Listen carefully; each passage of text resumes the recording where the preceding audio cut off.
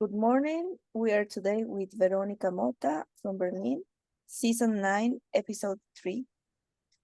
Good morning, Verónica. Can you introduce yourself, please? Yeah, good morning. I am Verónica Mota, and it's a pleasure to be with other Latin American women. I am Latin American as well. I was born in Mexico City, but I live in Berlin since longer than 2 decades.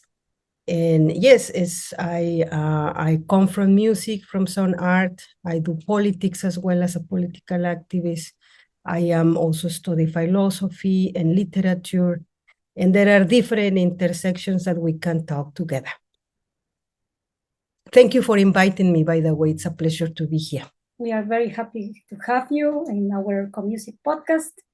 And now we are going to begin with maybe a huge question. How do you use the technology, if you do it, to put together the activist, the musician, the philosophy that you are doing now, and everything to connect to your profile as a person? Yeah, if you can begin with a big picture of what you are. Yeah, that's a fantastic question, because I am about to publish my first philosophy book, which I am very proud about. It took a long time to get there. That's why I say it with a lot of pride, because the phenomenon of migration is not easy to reach such a thing as publishing a book in Europe. That's a big thing. It sounds now very easy, but it was very difficult to get there. And the book is a feminist book in which I researched the concept of the cyborg in Donna Haraway. And I researched this thematic because precisely I wanted to do philosophy of technology, the question of technology, how technology is used, what uses it has in political terms, negative and positive. And in my case, I can relate to the position of Donna Haraway when she describes the cyborg. And the cyborg, it's a in the body of Donna Haraway, a feminist cyborg is someone, it's a human being, a feminist, materialist human being, a radical subject that uses technology in order to make politics. And that's, for example, what I do too. And here we are using technologies, for instance, in order to meet and talk about different experiences from people like myself, for instance. That's already a cyborg, no? I am with this thing on my ears. I am using internet and talking to you, collaborating with other Latin American subjectivities. I also, for instance, in Germany, we have now, not only in Germany, but in Europe, this neo-fascist wave. And I was reading recently that how the neo-fascist movements operate today in order to reach young people. They use new technologies. For instance, platforms like TikTok. They reach a lot of people via TikTok. And that's why I decided to create my own TikTok. I don't like TikTok, but then I realized like it is a platform in which the fachos are using it for reaching young people. And then I decided to create my own channel. I have it now since 3 weeks, and it's fascinating for me. It's also studying this phenomena, how technologies can be used for good and bad, no? for resistance, for political resistance, but also for for conservative movements. And then there I am sending like critical content, and yes, I have already different phases and answering to things that I post there. And for instance, that's also another kind of way how I use technologies, no, trying to reach or trying to send another kind of content in platforms that I know there are also other uses that are more conservative. I do that, for instance, as well. I use Instagram as well. I try to use, I have my computer. My computer is, for instance, an instrument, a technological instrument in which I write a lot, I research a lot, I connect with people. So I try to use whatever technology comes to my hands in order to politicize it. And that's how I use technology. Wherever it comes to my hands, it can be also knowledge about software. It can be for music, modular music, as you were in a workshop. So for me, it's like I am like an octopus, and I think it's very important to have feminist people using new technologies. I am also doing courses about. I took a course in the university, for instance, about artificial intelligence. And I took this kind of courses also to actualize and to know what kind of technologies are coming, what it means, these new technologies for us, how can we use it. But for me, the main thing is to politicize those technologies from a feminist perspective, of course. And how do you relate all this with science? That's very important.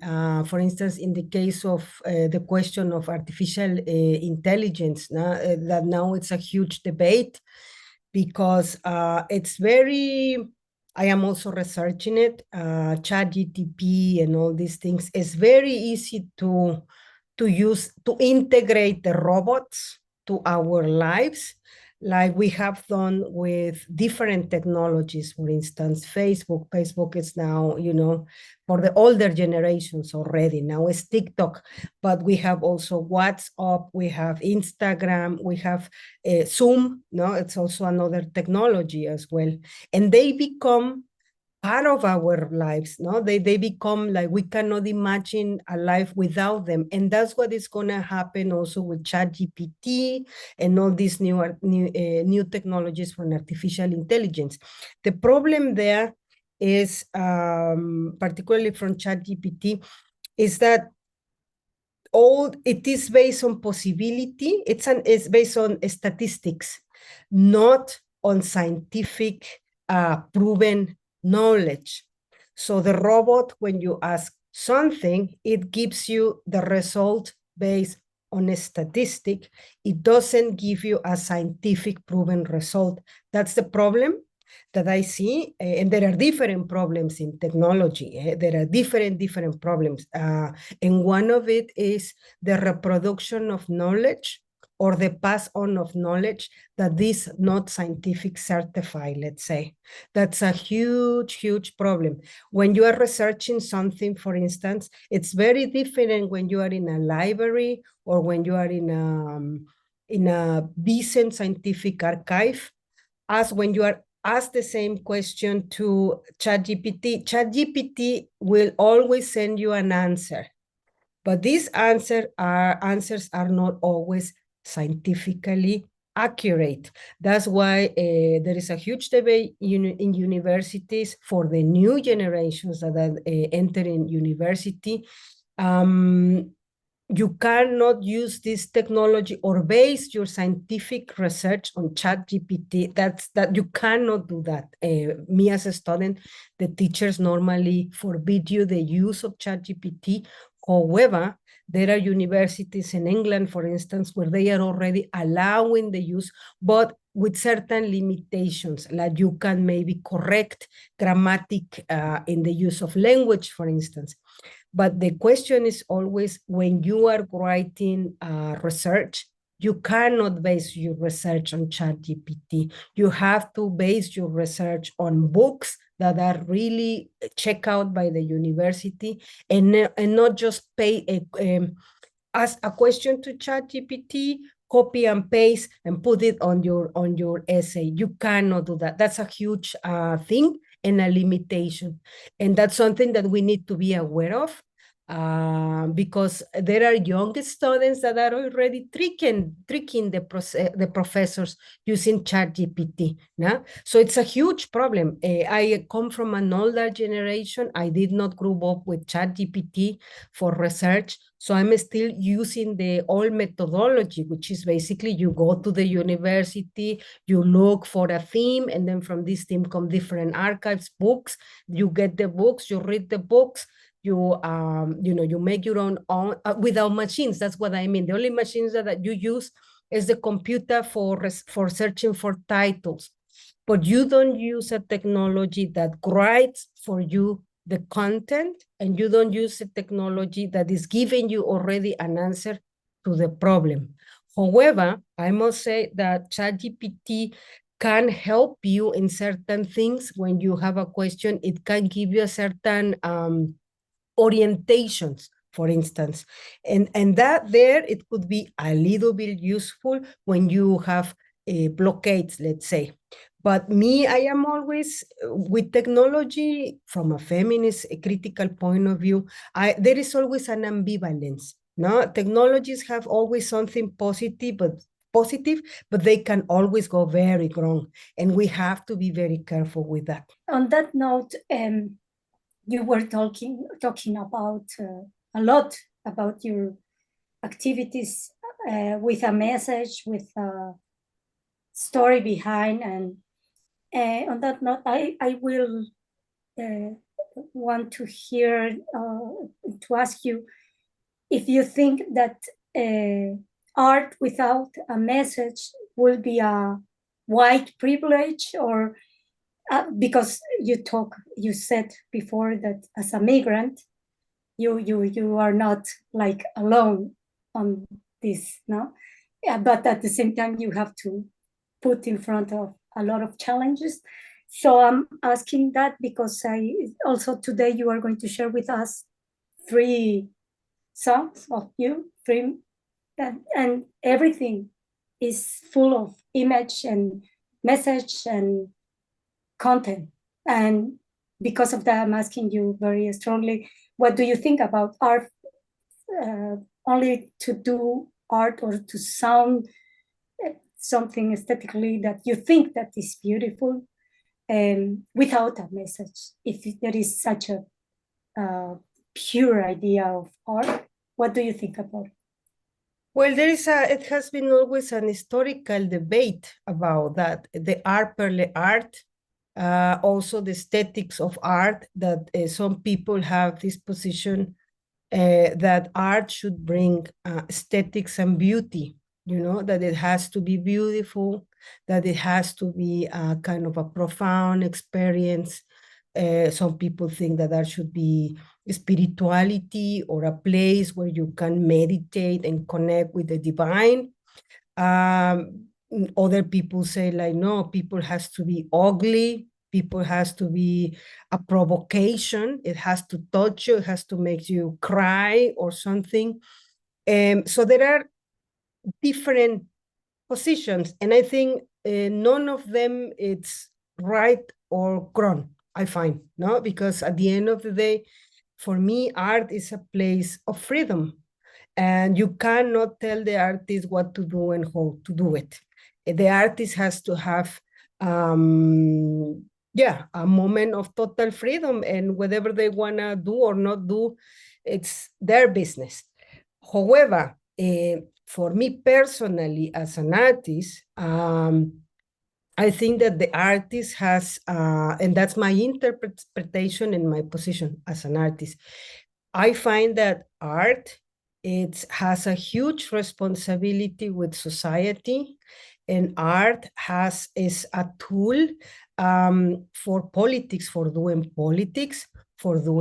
ethics, for doing reflection, for pointing out to questions, for liberation. I personally wouldn't be here without arts. No, and arts has been always for me a place in which I can be free, and also it has been a place in which I can help other people to somehow maybe make certain questions in order for them to to formulate themselves questions as well, to question the status quo, to question hegemonies, and to reclaim their peripheral voices.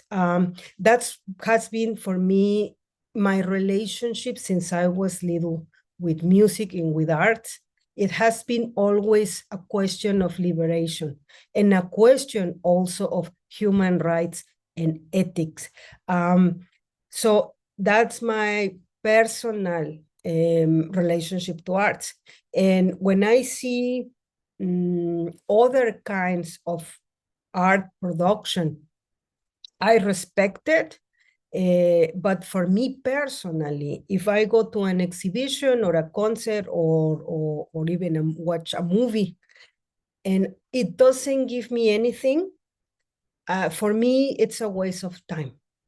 I respect the work of the artist, but it doesn't give me anything. And me personally, I find that very sad.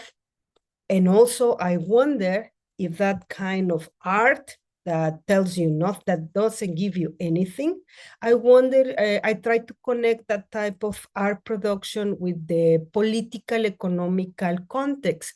For instance, in our context, there was, from the 19th and 80s on neoliberalism. And neoliberalism has also, or let's say each economical, political epoch has also their own kind of art. And now, because the artist reflects, even if they want it or not, we are a projection, or better to say, a symptom of the political social body. So sometimes when you have, for instance, neoliberalism produces a lot of artists that have nothing to say. Curious, no, that's for me very curious, no, to connect, to make that connection. And for me, for instance, I always say, like, in a moment in which arts are not really having a critical voice, it's important to question what kind of political, economical context the arts are passing through, and why is that there is no critical thinking in the arts. And if you make that question, you will realize that it's connected to politics, economics, and things that are going on. And in my case, since I have conscience about these intersections, for me, coming from a generation that has been very critical, I mean, I grew up in Mexico City with punk, and punk was for me a liberation. But also it was for me as a teenager, like I learned from that to think, and to think critically. And since then, I have never stopped thinking critically about politics, economy, about, the social corpus, but also, for instance, the questions about what does it mean to be a woman in a patriarchal society, for instance, or what does it mean to be a migrant in an European context, or what does it mean? I have different projects, but one project, for instance, it's a project of noise industrial dark ambient music, and I do sometimes even techno there. But in this kind of context that is more dark, it tends to be, I play often in lineups in which I am the only woman, or they read me as woman, and you have and then I am there with 20 guys, men, and for me, it's also interesting to see why I am the only woman in this kind of context. Why is that? So I'm always questioning, why is this like that? And I make these questions again and again, also in my art. There are things that are not necessarily sending a message. There are things in which it's just very abstract. I can do that. I do that sometimes. But in general, I tend to formulate questions. And that's why I'm studying philosophy at the end of this, because I really love questioning. Can you tell us, how do you relate all this research you are doing with colonialism? Certainly, that's an excellent question.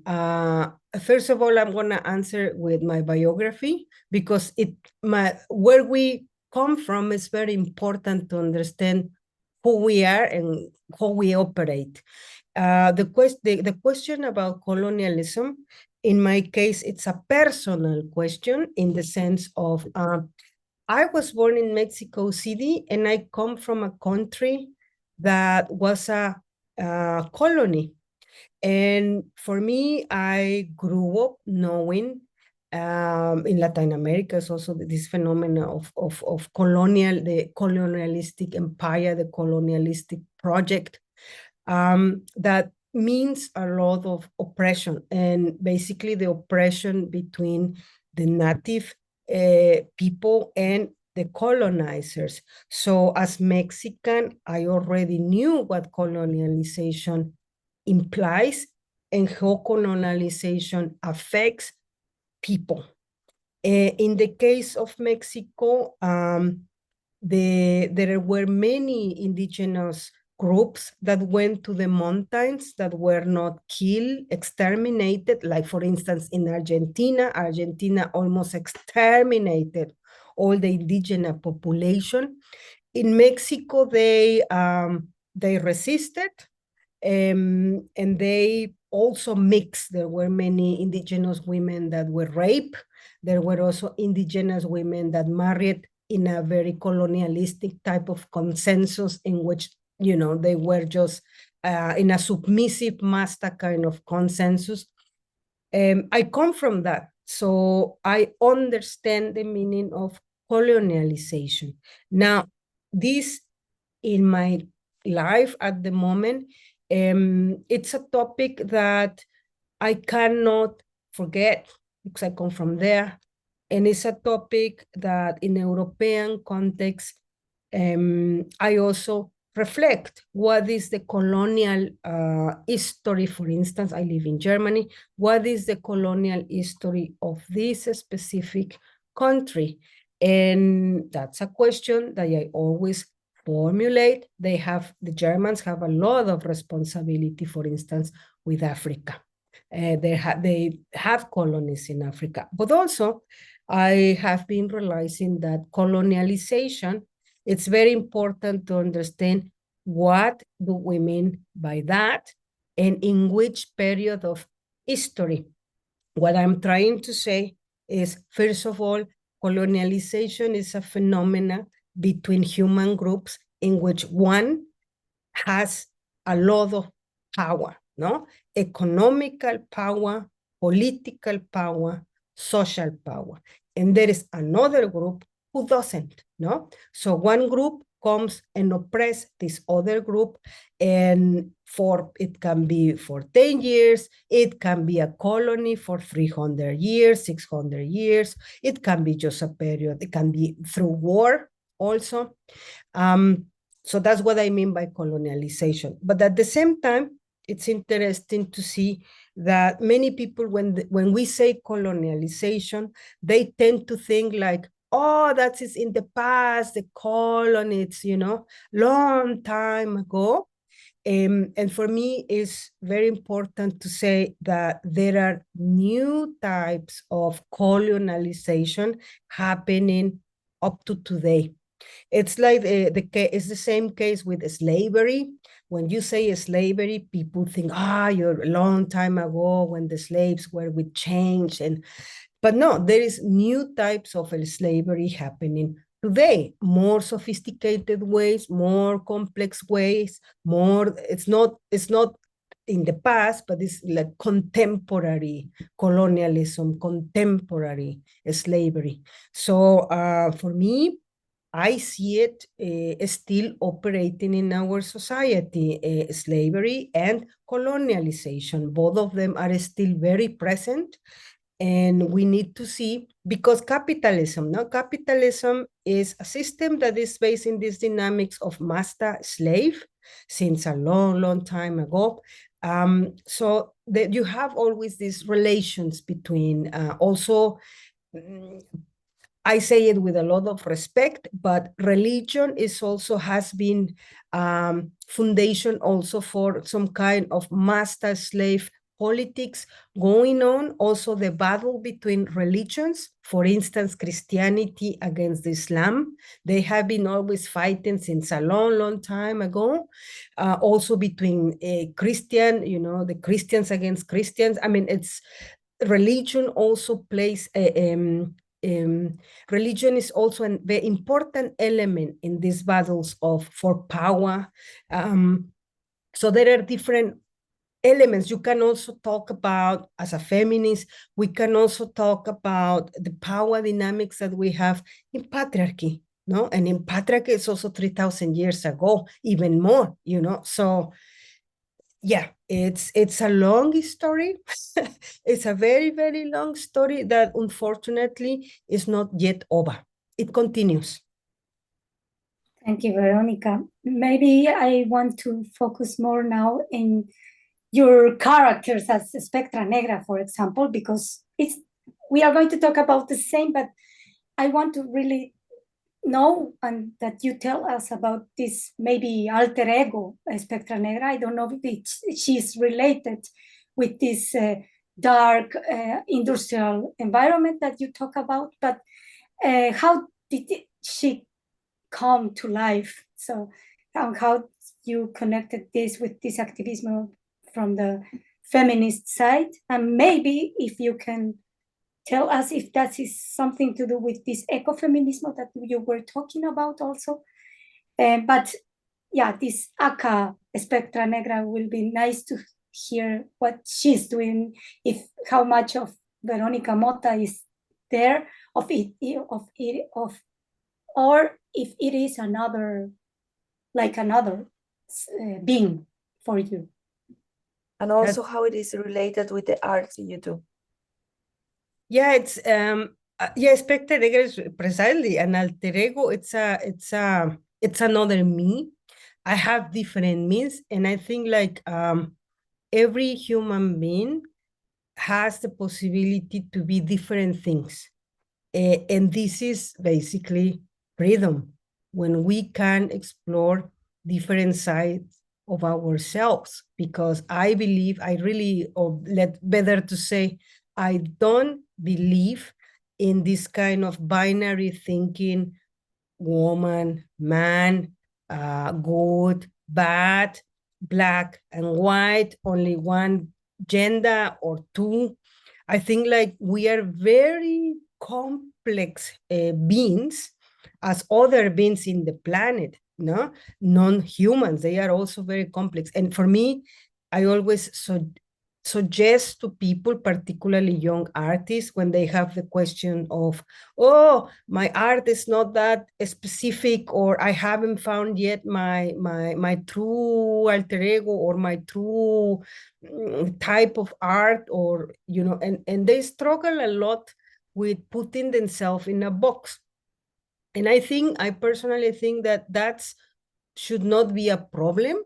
I think that we have to explore the complexity of the human experience. And the human experience, it's fantastic if you don't have limitations, if you don't have people telling you what you have to do or not to do. When you liberate yourself from this, it can be the family, it can be religion, it can be even a political party if you want, or a group of friends that can limitate your human experience. And in my case, at this point of my life, I have reached a moment in which I am not free in the sense of capitalism, but I am free in the sense of identity, let's say. I explore so many things, and I'm always exploring so many different things without any limitation. And one of those explorations are Espectra Negra. Espectra Negra, I created her very slow, like it was first finding the name, because I had an old project that was called Cubop. And the name, at some point, I did not like it anymore. And also, the kind of music I was doing there was more, let's say, not so provocative and not so dark. So I wanted to create a project that was really like, okay, this is gonna be consequent in the sense of darkness, and it's gonna be for a certain kind of audience that has certain, that loves, for instance, industrial music, that loves dark ambient, that loves noise music. So it was kind of intentional going to that more consequent in the sense of darkness. Cubot was more like abstract music, more digestible, more not too provocative. And that project was great, and I still love it. It's dead already, but I moved to explore my own darkness. And then Espectra Negra, first the name came to life. And the name, when you are creating an artistic project, the hardest is to put the name, you know? And the name comes from a series of comics that was made by the Bros Hernandez. They are Chicanos living in the United States. And they were three brothers that were doing this amazing comics. They did a huge volumes, a lot. They worked very, very, very hard. And they were like Chicanos. That means children of Mexicans living in the United States. And these three guys, these brothers, they live in a matriarchy, let's say. They were surrounded by a lot of women, the mothers, the aunts, you know, and they grew up developing some kind of feminism. And they made these comics in the 80s, in which they talk about characters that were empowered. I mean, Chicano women living in the United States that were absolutely not the cliche of a Mexican. And I read those comics when I was younger, and I was fascinated by these comics because they had, for instance, two characters that were lesbians, Mexican lesbians. Imagine how radical that was in the 80s, 90s. I mean, coming from Chicanos, that's like completely radical on one hand.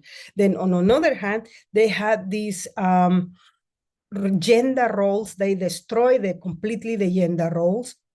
They put women that were very good with technology, for instance, repairing cars, women that were powerful.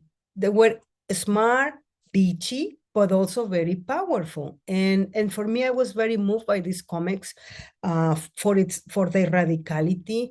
And in these comics, there was a character that is a wrestling character called Espectra Negra. And Espectra Negra is a wrestling because Mexicans, we love wrestling culture. It's kind of part of our popular culture. I grew up with that as a child in Mexico City, and my hero was El Santo, which is like kind of in the 70s, 80s. El Santo was the biggest legend of them all.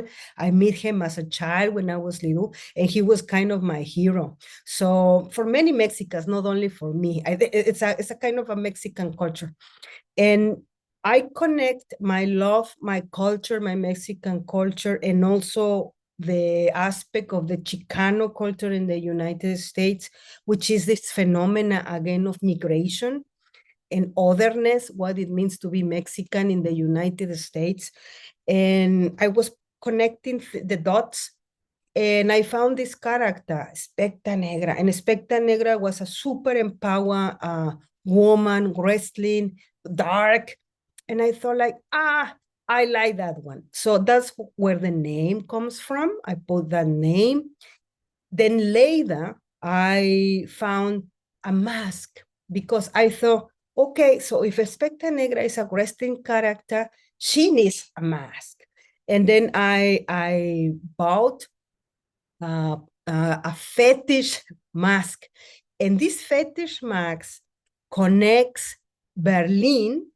So it's kind of connecting different cultures, Mexico, Chicano culture, comic culture, and then Berlin. Berlin with the fetish mask, because you know Berlin has a strong fetish culture. And me as a musician, I have been playing in different places. For instance, Kit Kat Club, which is a fetish, sex-liberated club. I have played there 3 times, I think, in 20 years. And yeah, I found this mask, and it's fascinating to see what happens when you construct an alter ego, but in a very physical, performative, embodied way, which means the fact that you put a mask, you know, and for me, it's really when I put that mask, it's like you kind of, it's an alchemical process. Suddenly you are someone else, you know, and the mask that I use is a very terrifying mask. It's very scary. And for me, it's fascinating to see what happens when I wear a mask and how the other people perceive me with that mask on. The perception of me, it turns like I become suddenly in a second an incredibly empowered subject. And this for me has been fascinating to explore. What happens when you cover your face? What happens when you use a mask? And also what happens when you suddenly are turned into a superhero, let's say, in which people have fear, you know, fear of you, instead of you feeling fear of others, you know, because as a feminist subject, I mean, I have experienced sexual abuse, for instance. I think many women, mostly women, have. You know, so you have always this kind of feeling of fear of the other. Violent subjects can be, in my case, it has been men. So there is always this kind of, but with that mask, the fear, it's I become the one that gives fear to the other, and that's kind of a fascinating experience. So that's more or less the history of Espectra Negra. And now with the music, it's dark, because that was the idea, to create a more consequent project, but also it has I again keep on formulating questions, political questions. In my last album, there was, for instance, a track in which I precisely talk about violence, sexual violence in the case of, women, children, pedophilia, topics that are very dark, but that are very present. I also, at some point, worked the topic of the Catholic Church, all the priests that have raped thousands of children in Latin America, in Africa, and in Europe, and the numbers terrifying. It was systematic. For instance, talking about that, you know, religion and pedophilia, talking about sexual abuse from men towards women, for instance, or also I talk about other things. I talk about capitalism. I talk about the relationship between masters, slaves, technology, no? Questioning also the use of technology, what it means to live in a hyper-technological world. These kind of things. I work in this project. Now comes the new album that took me a long time to produce, because there was Corona, there was the Ukraine Krieg, then came Israel and Gaza, and it has been a very difficult period of me as a creative person to express what I needed to express. And also it took a lot of emotional, because we all have been diving into so much change that as an artist, I had a strong blockade. But finally, the album is finished and it's gonna come out in winter by a German label called Hans. And the topic of the album is called Empire. And empire, of course, we can think again about the relationship between politics, economics, and our society. So I work always in different topics, and Espectra Negra, in that sense, it's also a political project. And for me, through music, I am also doing activism, sending a message, sending questions, but also as a migrant in a white context to become an empowered woman. That's also part of the politics. How do I represent Latin Americans on a stage? How do I represent what you call a woman on a stage? Because as I mentioned before, I normally play in festivals in which I am the only feminine subject. So, you know, it's a lot of work that I do also for the younger generations, because for me it's very important to say, to deconstruct cliches of what does it mean to be a woman. And I can tell you, I certainly don't fit in the category of a Latin American woman. I am certainly something very different. And because I have chosen to break so many forms of oppression as a Latin American subject, and I really explore different things. And I am certainly not the cliche of a Latin American woman. And that is also political work to say, like, look, we can be in a fetish club, we can wear a fetish mask, we are good with technologies. Also, we do philosophy, and also we write, and also we are a political activists. And, you know, also I don't need a person in my life that legitimates me in the sense of a relationship. I don't need a husband or something like that. I'm free, you know, in that sense, not in the meta level of capitalism, but in the level of identity and all these things. I don't fit into this cliche that people have about Latin America. And that's also how I do politics, just being myself. Thank you, Veronica. Maybe it's a good point to tell us why you choose the three audios that we are going to hear from you in this podcast, the Utopia and Widerstand, and I Shall Sing Until My Land is Free. If you can tell us why you choose every track or every music that you choose for us in this podcast, and tell us, please, about the three that you choose.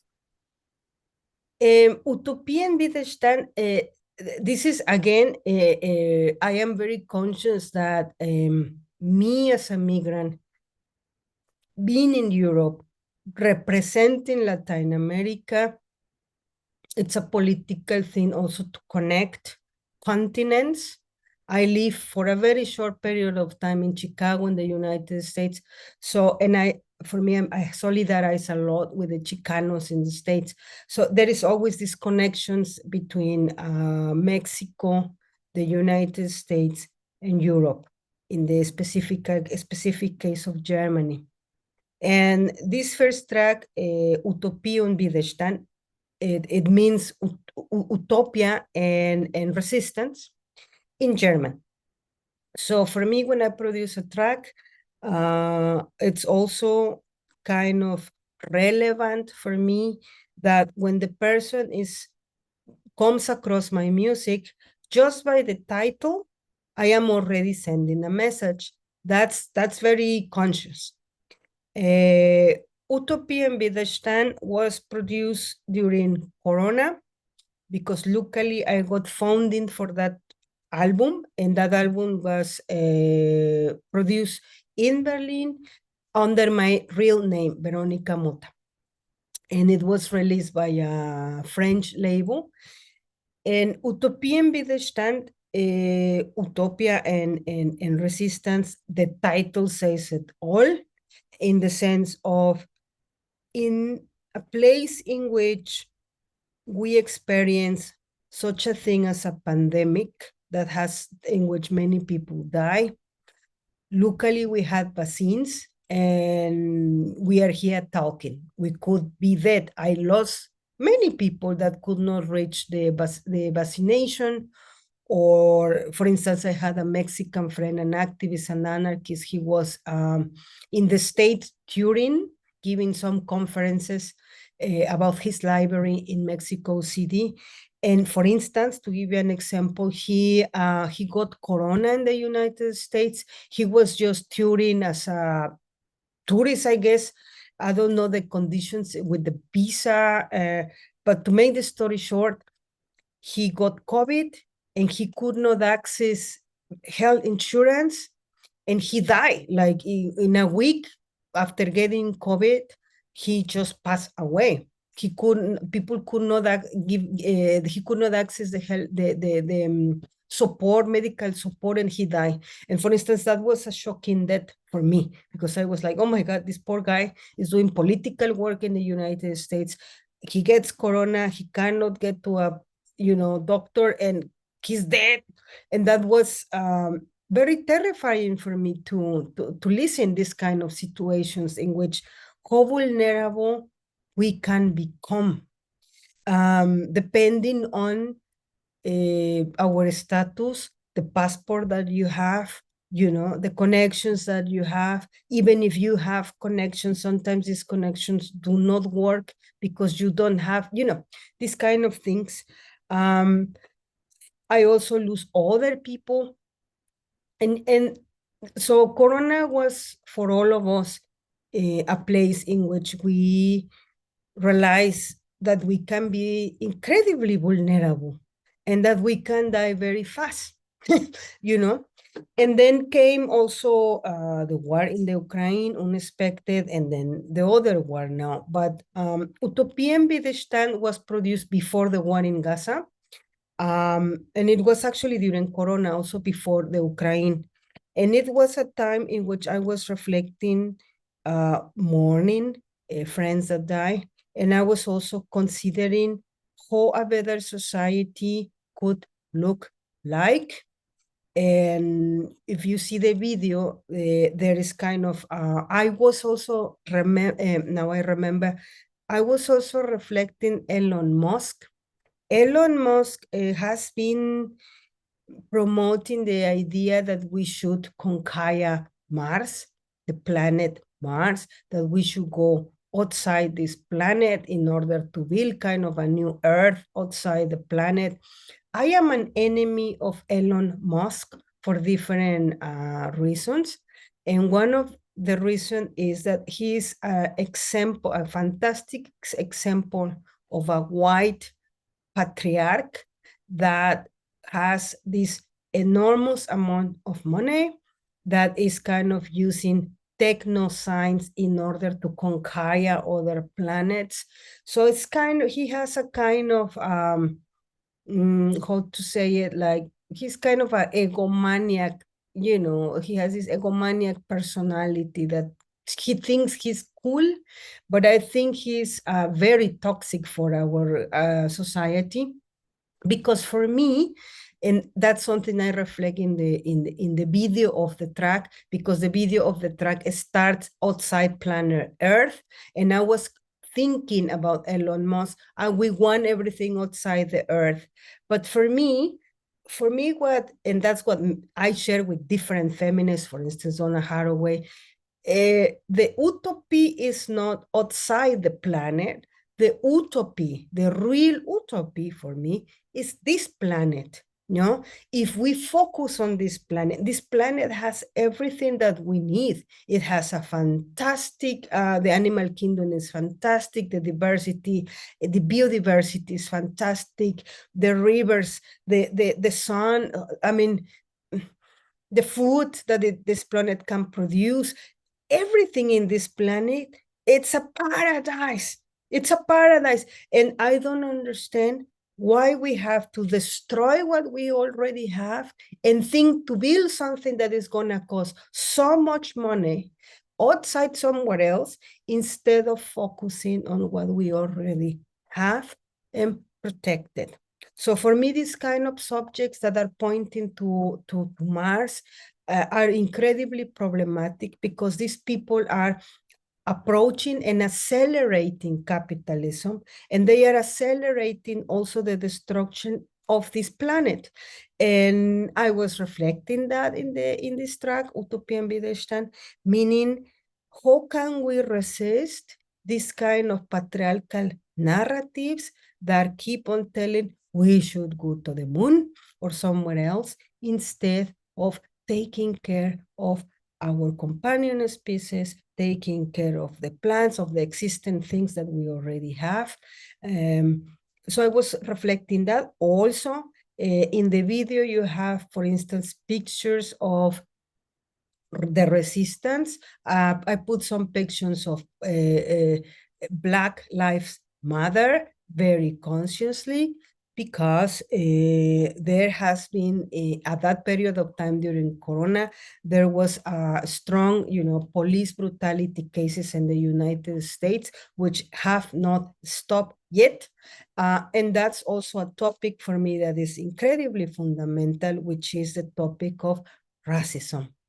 As a migrant, I don't look brown or black. I am not, but I have African ancestors, I have indigenous ancestors, and I have also Spanish ancestors. So, and I understand the three of them, and for me, the Black Lives Matter movement, it's a movement that I find incredibly necessary. Each time that I heard about a case of police brutality in the United States, I really want to vomit, because for me it's like, and that's what I was talking about, how slavery expresses itself today, still today. For me, it remembers me about all these pictures that I have seen in history of these Black African people hanging in trees, or all these rituals that the Ku Klux Klan have done,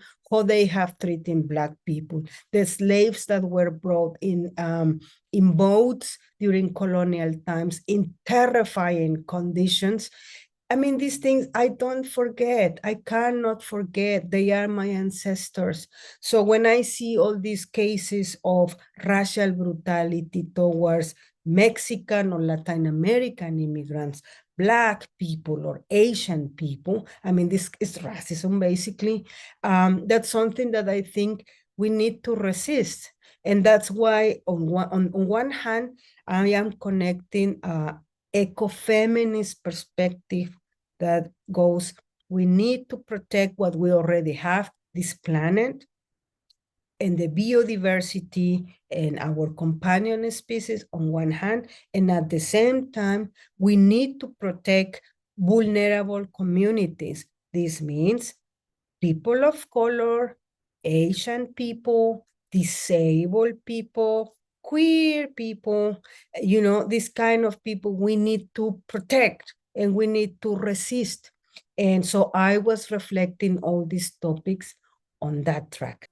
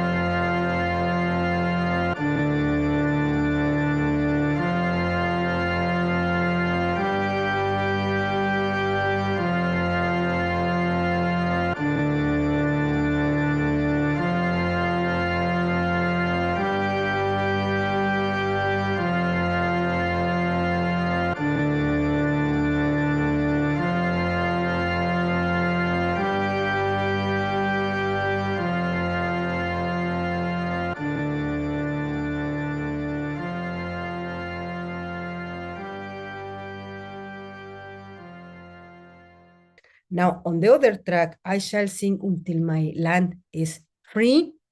That's a reference to a British artist that was working in the 80s, and he was reflecting the topic of Palestine long time ago, and also reflecting he was very interesting. He was also reflecting the topic of the female resistance in all these kind of conflicts of occupation and these things. And I shall sing until my land is free. That can be an idiom, un himno, for so many communities that have been historically oppressed, and I put that title consciously for two wars, the war in the Ukraine and the war in Gaza, in which again we have these relationships of domination and power. In the case of the Ukraine, we have Russia, that is trying to fight against the West and trying to, it was an aggressor trying to occupy the Ukraine, and Ukraine is trying to defend and to say, like, we want to be a nation and we don't want to have anything to do with Russia, and they have the right to decide by themselves, I think. And Russia is and it's a very complex conflict, because I can talk hours about that. That will be just itself a topic. It's complex, but I was reflecting this thing of what it means, Russia as an empire oppressing the Ukrainian people. But then also the very complicated case of Israel-Gaza. That is a war that I must say, in the context of Germany, it's a very delicate topic, because here we have the experience of the Second World War and the Holocaust. So Germany, it's the worst place you can imagine for talking about the war between Israel and Gaza. There are a lot of debates, and there is that itself would be also another podcast. Unfortunately, I cannot talk about the complexity of these two conflicts at the moment, but in general, I was trying to express in this track that there are people being oppressed due to war, and that we cannot sing until people that are oppressed liberate or find freedom. And that is related also to ecofeminism, in the sense, and also to human rights, in the sense of we have to share this planet, and any kind of regime or empire that is imposing something towards a certain group, and not only imposing, but also killing a certain group in one way or another, that's something that I personally oppose, as the same as I oppose the killing of different species. It's the same. We cannot just be killing people or killing animals or extracting minerals. That's something that happens in Africa and also in Latin America. It's the extraction of resources for us to have a cell phone in Europe. That's not okay. There are so many different things that are connected, and I see the connections, and I try to reflect these connections via music.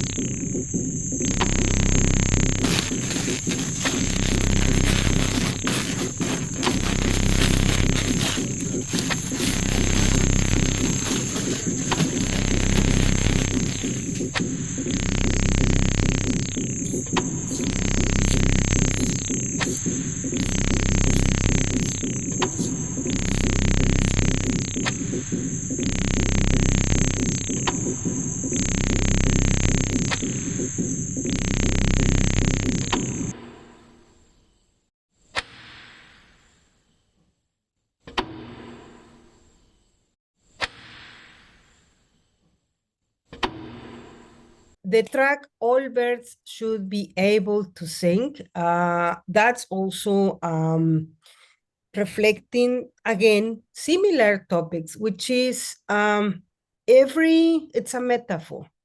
Every being, living organism, because in my case, I am not only talking about human beings, that will be anthropocentrism, and that's a huge problem as well, that we think to be the species that has to rule everything. And since we are doing that since a very long time, we are getting to a place in which we're destroying everything. So we need to, and that's also something that I am doing in the university, researching the Anthropocene, researching anthropocentrism, researching how we as human beings are also oppressing other species. And this track precisely, it's a thing or it's an argument for describing that every living organism, it's basically sacred. You know, we need to change our perspective about what we call important and what we call objects of exploitation. It's a very huge connection with capitalism and technoscience. No? Normally an anthropocentrism, that we think that because we're the center of the universe since modernity and before, we think that we have the authority to destroy the rest, to destroy animals, to destroy plants, to destroy forests, to destroy the sea, to destroy, you know, it's just a massive amount of destruction. And here we are in a moment with climate change. Now we have, you know, it's a very serious moment. So in this track, I am also appealing or giving an argument for people to stop just be thinking that humans are the center of everything. I think that, as I said, every living organism, we need to be taking care of each other as the human race. And that means, as I say, like taking care of subjects that has been historically oppressed, people of color, Asian people, queer people with disabilities. We need to care about these people, and we need to see that they are human beings, and we need to see that they have human rights.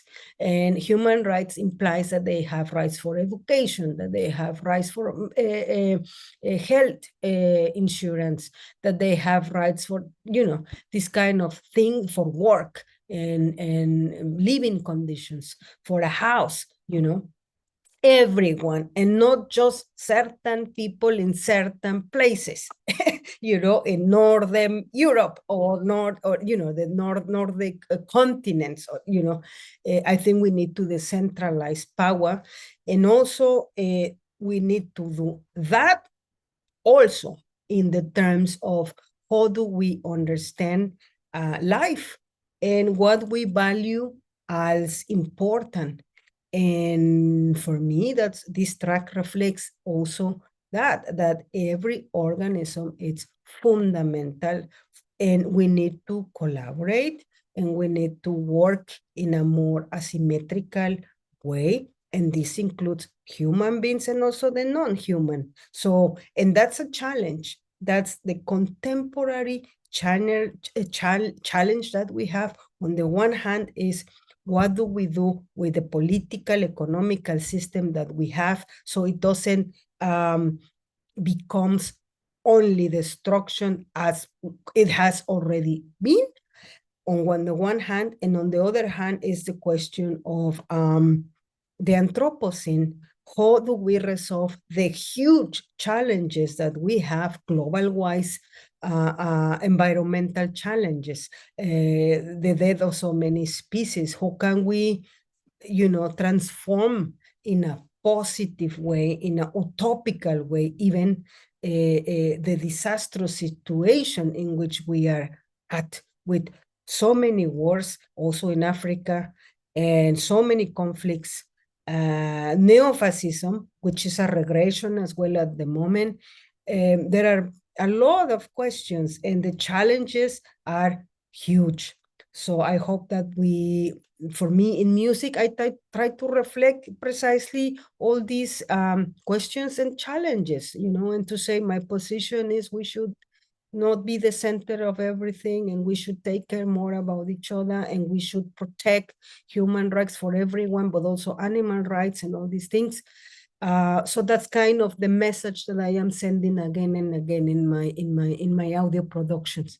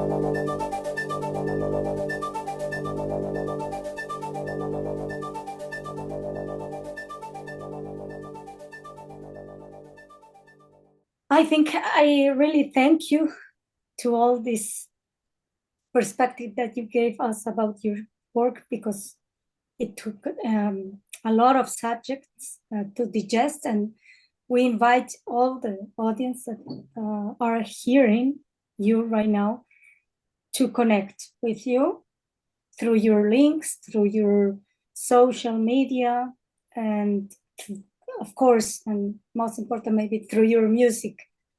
And do you want to share with us some?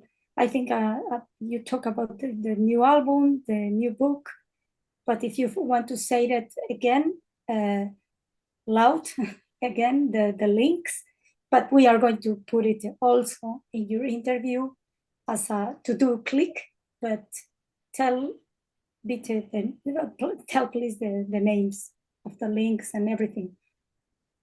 Yes, I would like to invite everyone to just keep updated with me. I have my Linktree link that we're gonna share. It's gonna be there. There you can find different projects. I will share with you two. One with my official name and the other one for Espectra Negra. There you can find all the updates. Just to let you know, the coming album as Espectra Negra, it's called Empire, and it's coming out by the label Hands. It will be out, I think, in winter, the latest. That's a project that I put a lot of love in. And then also another project that I am very, as I mentioned in the beginning, another project I'm very proud about is my first book, philosophy book on Donna Haraway, The Concept of the Cyborg. That I am at the moment in the work of the publishing process, and it's gonna come out also in winter, I think. I will make a presentation of the book. I hope that you can support coming, but most importantly, I hope that you support reading it, because it's a very, I put a lot of love in that project that reflects our contemporary societies, the connection between science, technology, capitalism, and feminism as well. So yeah, I hope that we keep in touch, and thank you so much for the invitation. Thank you. Thank you, Veronica. We are really, really happy that you allow us to know you better and see you in your concerts. I'm living also here in Berlin as a migrant. I'm related with a lot of what you are talking about. And of course, there is the technology that we can reach to your music. So please welcome everyone, and thank you very much to be with us today.